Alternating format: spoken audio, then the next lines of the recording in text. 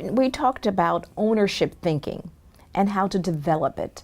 It seems A players don't have to worry about the boss always being on their backs. You know, back to ownership thinking, and I think if you look at accountability, and accountability may be the foundational thing of what an A player is. So the A and A player very well may be accountability.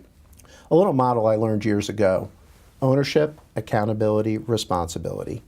That's above the line. Blame, excuse, denial is below the line. And think about all of our actions in the course of a day, week, or month.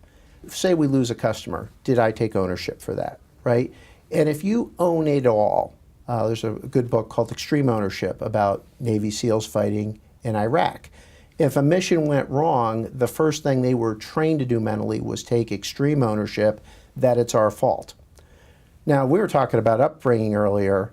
That is not taught in schools these days, that if something goes wrong, look in the mirror, it's our fault. And ownership thinking really goes to that. You know, if something goes, business is tough, right? I think successful people actually have more setbacks than non-successful people. They just cope with them more.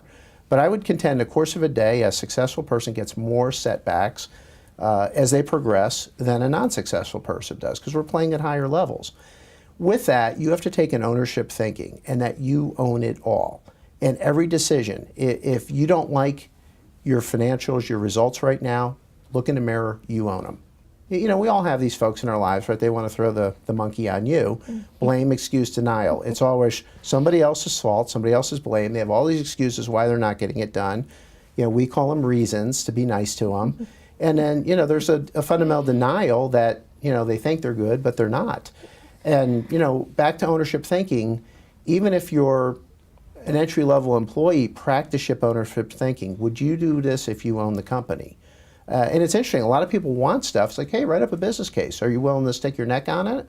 And they don't follow up ever with the business case because they didn't believe in it like an owner.